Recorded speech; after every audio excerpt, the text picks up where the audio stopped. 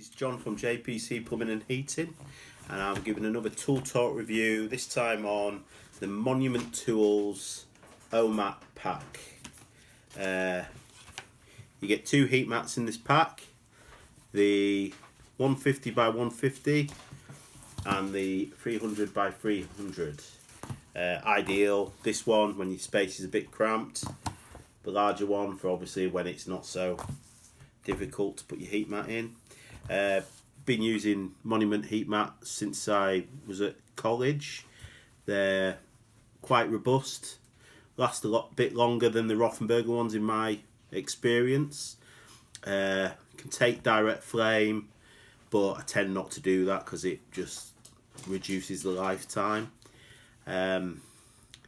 These OMATs have the nice little option of this little hole that allows you to put the heat mat around the pipework when you're doing your fittings, soldering your fittings.